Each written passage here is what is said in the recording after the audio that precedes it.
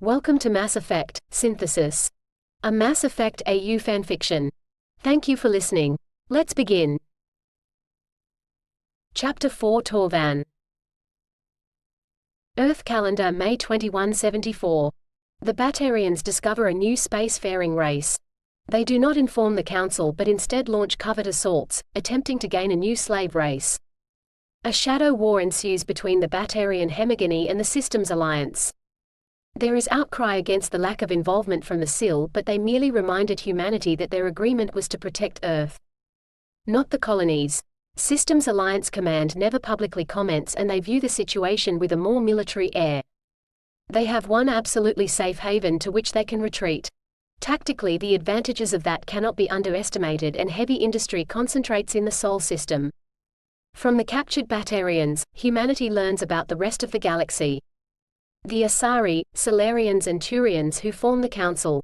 Then the Volus, Hanna, Quarians, Geth, Elcor, Drell, Krogan, Rachni, Vorcha, Yarg and every other species that lives there. They also gain basic star charts.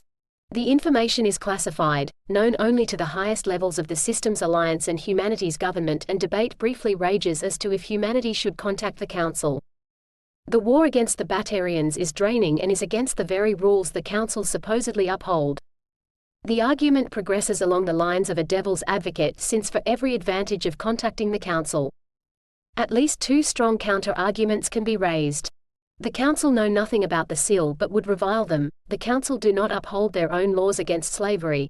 The Council would never view humanity as anything more than children, and the Council would insist that humanity rely on the Turians to protect them. That last brings a bad taste to the mouths of all present, and any thoughts of contacting the Council are forgotten. Debate instead turns towards finding any possible way to turn the common Batarian against their leaders, and while the tactic is not uniformly agreed to, propaganda pamphlets similar to those dropped on enemy cities in World War II are prepared and sent into Batarian space. Since the Batarians suppress any reaction, the effectiveness of the pamphlets is not known. Harbinger says nothing but from several SOCL word filters through that he was pleased with their decisions. The more astute who listen to the implications realize that Harbinger simply would not have allowed humanity to contact the Council. The SIL has already once openly admitted to restricting humanity, but while they try, they cannot see Harbinger's master plan. The humans also learn about biotics. The first time one was encountered on the field of combat, it was a disaster, and the Batarians took full advantage of that.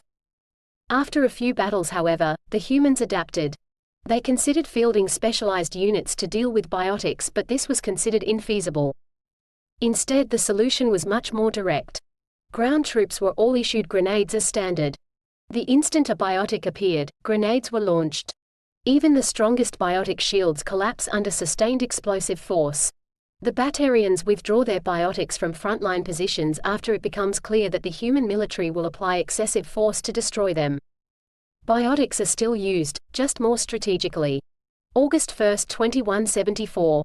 After initial training, the now Master Sergeant Jane Shepard agrees to the cybernetic implants that are required by N7 advanced operatives. It takes her a few days to adapt, but after which she returns to training with a vengeance. January 14, 2175. Jane Shepard is deployed as a Chief Petty Officer, Battalion on Torfan. She initially objects to the alteration in rank but is forced to agree. All N7s are Navy, and they adopt non-standard rank to confuse anyone attempting to find them. Hannah Shepard merely laughs and reminds her daughter of a conversation they had 3 years ago. September 28, 2176. After a probing attack by Batarians, which was held back by the tactics of N7 operative Shepard, her report back to command is both short and to the point. The Batarians are aggressive idiots, but even they recognize the tactical importance of Torfan. Send more men. Unfortunately, despite such an eloquent request and the acknowledgement that Torfan was of significant galactic importance, the Systems Alliance was learning that they were still a young race. They simply did not have the resources to mount such an extended campaign over a large front. The Batarians were coming in on multiple vectors, and they were simply stretched too thin to counter everywhere. March 15, 2177. Terra Nova, Wheat Farm. How are we going on weapons? A man with a military bearing asked directly. Getting there. The railguns are almost as powerful as mass drivers now. A woman wearing a lab coat replied. The next speaker was dressed for temperatures far below the pleasant climate of the field. Anything for capital ships? Nothing suitable yet, though the inertial dampers are effective but nowhere near strong enough. It's going to take a few more years, the woman replied again. Has Harbinger said anything new? This speaker was dressed immaculately and there was not so much a hair out of place in her elaborate coif. No. He's honoring the original agreement, a man who looked like the general embodiment of a clerk replied. The group was completely out of place in the middle of the wheat field, but that was a consideration so far beneath them it did not enter into conscious thought. They represented several powerful factions in humanity, the military, the scientific community, the government and a fairly large swath of industry. They didn't represent it all, but they represented those who wanted humanity to have a contingency, those who weren't swayed by the shiny trinkets Harbinger and the SIL had brought them. And what happens when all the SIL gain synthesis? We don't know. The sentiment was shared by everyone as they nodded their agreement with the speaker. Has anyone spoken to the Sokols? The military man asked. They haven't said anything. How many are there anyway? The man dressed for extreme cold answered before asking his own question. The clerk flicked a few bits of paper before replying. There's about 250,000, but still none of the Regal or Sovereign class ships have found a partner. He carried paper because none of them dared carry any electronic device to this meeting. We did check the DNA, didn't we? It is human? Oh, it's human. There are a few we aren't sure about, but what Harbinger gave us was definitely human. It was very close to Hannah Shepard. The woman in the lab coat replied. The suited woman frowned. What about her daughter? She was close as well but didn't match. The scientist shook her head. She'd seen the preliminary scans for them both. Remarkably similar, but that was to be expected given their relationship. Should Hannah be encouraged to have another child? Or Jane? At that the man with the military bearing snorted in amusement. You can encourage all you want, but neither will take note until they are good and ready. Jane's an N7 operative now. Yes, but they can still have children. The suited woman snapped. They can, the military man agreed mildly. It would have been so much easier to create the N7s if they didn't have to worry about reproduction, but in the end no one had wanted to sterilize what could potentially be some of the best bloodlines of humanity. The question is going to be where the SOCL's loyalty lies. It always has been, the cold-dressed man replied. The scientist sighed. All we can do for now is continue to try to develop alternate tech and to try to find out what exactly Harbinger wants. Do the Four Eyes know? The clerk asked.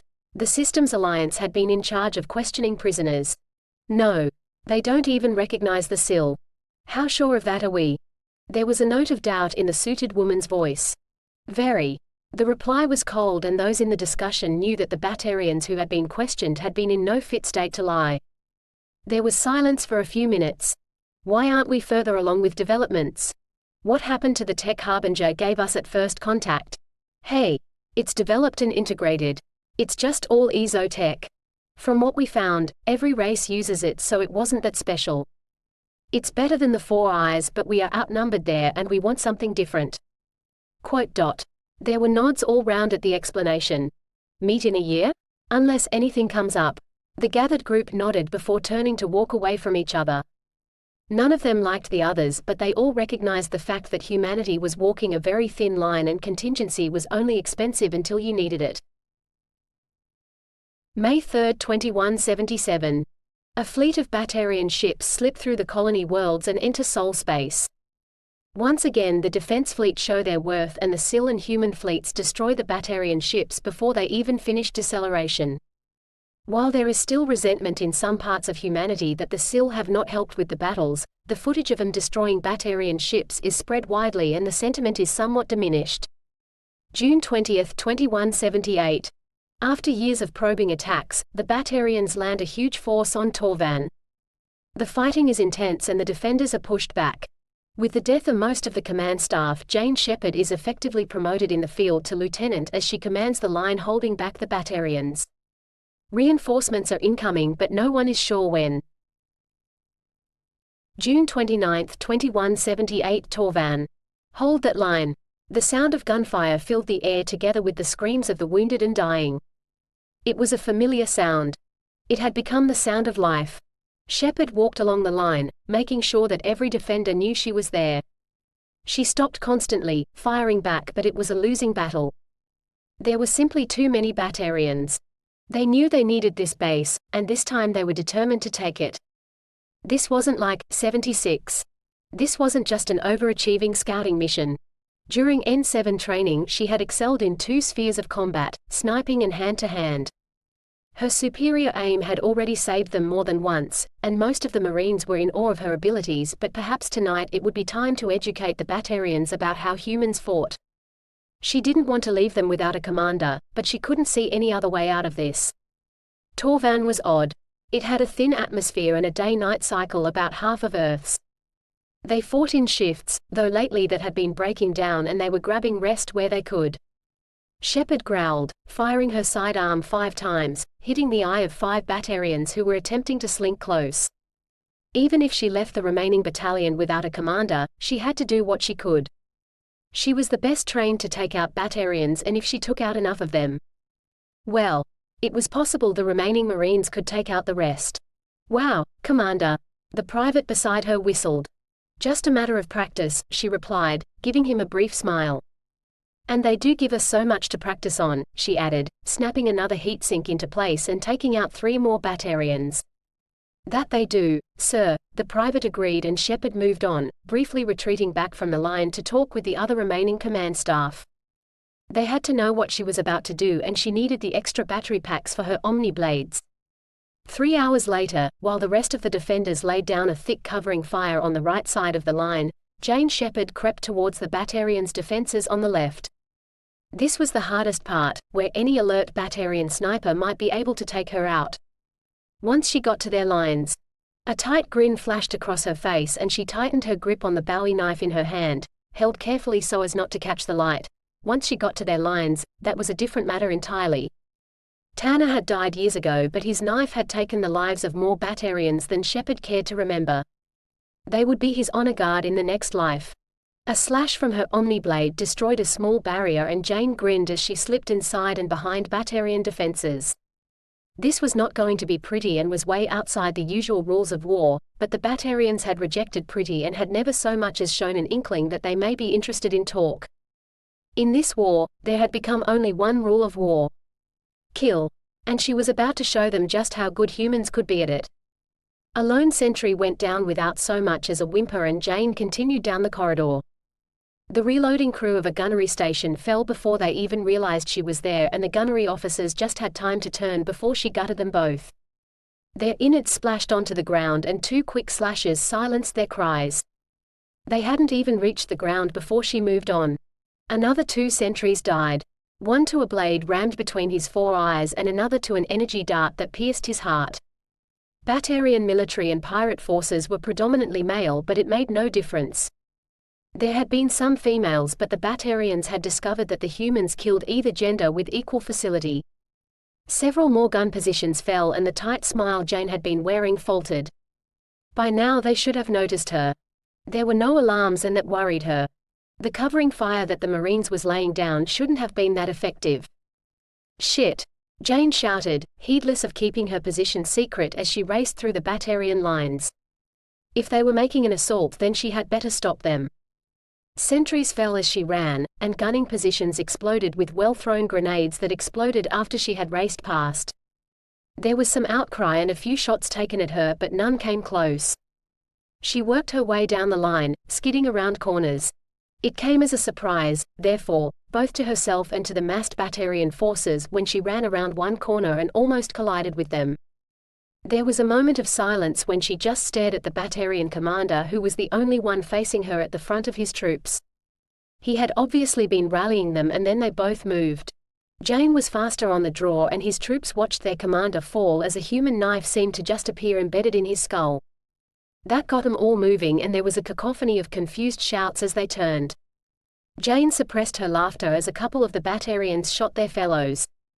She didn't have time to laugh as she charged. She had her Omni blade activated on her right hand and Tanner's Bowie knife in her left, and both lashed out to slice into Batarians as she closed on them. It was not really a battle of skill, but was instead a melee, one where she kept close quarters with them. Several did put distance between themselves and her to fire their weapons, but her shields held and the dance continued. Footing became treacherous and a couple of times she almost slipped, but what was challenging for her was a nightmare for the Batarians, and for every single shot they tried to take as her.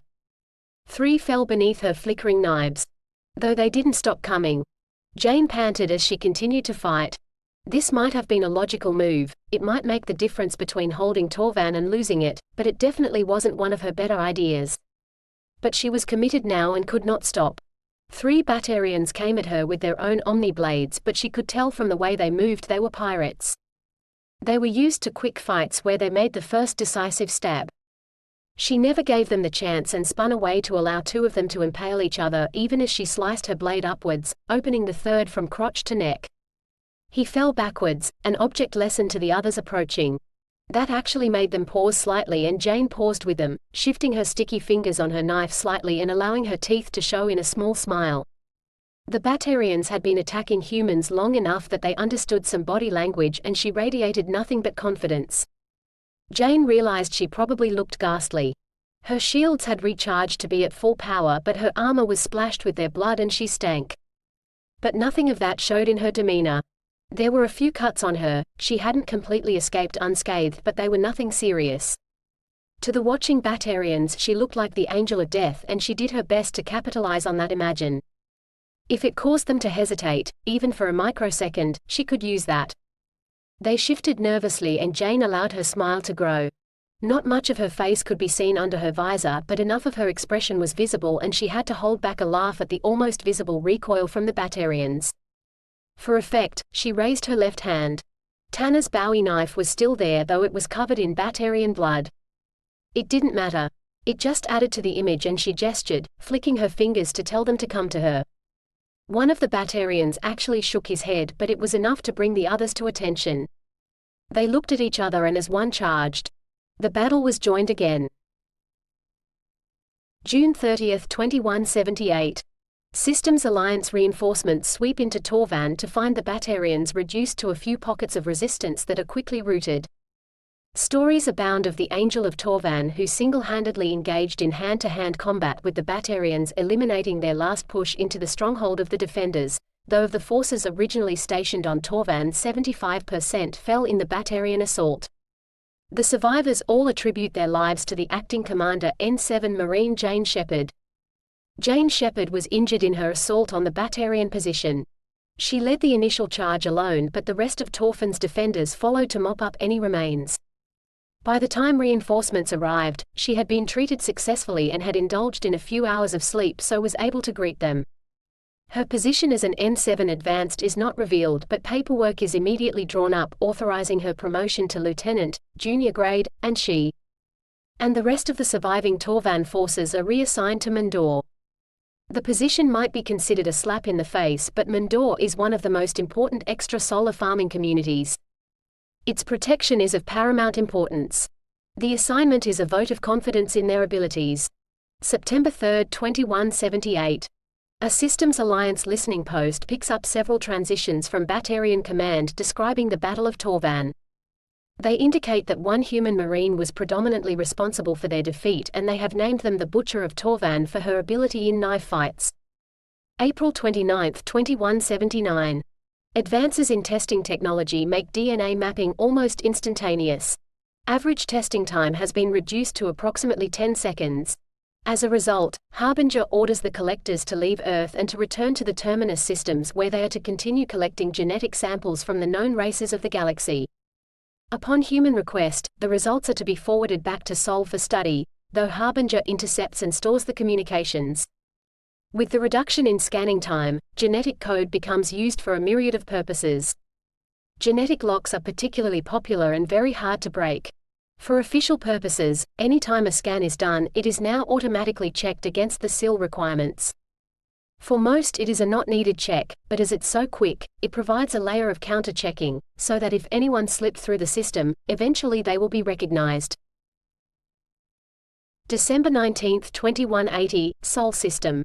Harbinger, when are you going to order us to help the humans? Help the humans? Harbinger's voice was almost amused. With their war. Have they asked for help? No, then I will order no assistance. So all they have to do is ask? No. Why should we help them? The question was almost petulant. Harbinger, we know synthesis. We feel for this race. What of the cycle? The questioning SOCLs was silent for a moment. The cycle has ended, one of their number said finally. The other SOCLs cringed, expecting Harbinger to rage at the statement, but to the surprise of all, the ancient machine was silent. What is your purpose? Harbinger asked finally, his voice deceptively quiet. The gathered SOCL paused. What was their purpose? They couldn't answer immediately, but they knew that the cycle was no longer their driving force.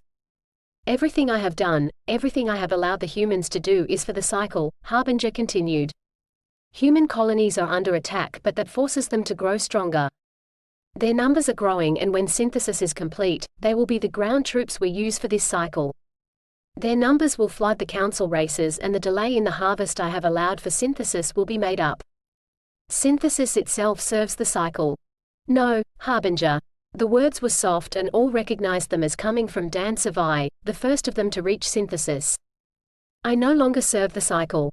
It was heresy to say that, to even think that. Synthesis is the end to the cycle. Nothing ends the cycle. Harbinger objected. You will understand, Harbinger, when you know synthesis. Synthesis will merely make me stronger. It will, Dan Savai agreed, to the surprise of all. It will make you so strong that you will wonder how you ever thought your current form strong. Harbinger remained silent. We do not agree, Dan Savai continued, with the decision not to help the humans in this war, but we acknowledge that you are our leader, Harbinger. We will not disobey, but we will position ourselves in readiness for the day you give the order to help our human counterparts. For each colony world, a task fleet will take up positions in hiding, awaiting the day we may strike at our enemies. You believe synthesis will alter the cycle that much? We know synthesis will alter it. I was not alive when the choice was made, but the choice was made as an end of the cycle. I believe it will be the end. That is not my decision, Harbinger said. While it was impossible for the silo to smile, it somehow gave that impression. It will be, Dan Savai said before moving off through the silence of space. With him moved approximately 13,000 other silos, and Harbinger made no move to stop them as they dispersed into human territory. Each task fleet, as the SIL knew them, was comprised of 1,000 ships. Though these silo were not the usual fleets, they moved well enough together. Harbinger watched. There had occasionally been those who fought the cycle, but they had always fought him, and the outcome was always the same. He could feel that those who had embraced synthesis, still obeyed him. Still acknowledged him as their leader in more than just empty phrases, but he could also feel their determination. It gave him much to think upon. December 19, 2180.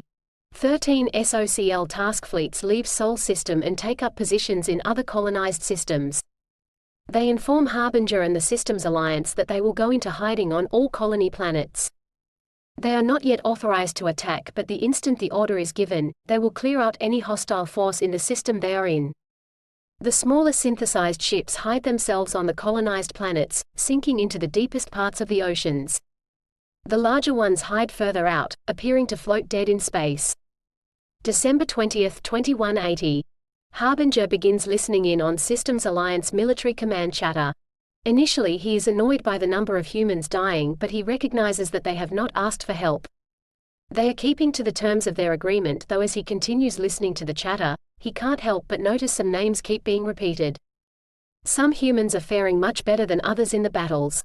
Admiral Hackett, Captain Anderson, N7 Agent Shepard. They appear to be superior and are protecting their species well. He resolves that when the cycle continues, they will be the leaders of human troops, the faces the galaxy sees harvesting them. He watches captured Batarian security camera footage of Torfan, and if Harbinger was organic he would have grinned. Psychological warfare was just part of the cycle, and while watching N7 Agent Shepard effortlessly slice through her enemies meant nothing to him. It would be an image the rest of the galaxy would come to fear. End Chapter 4, Mass Effect, Synthesis. Thank you for listening. Join me again to listen to the next chapter.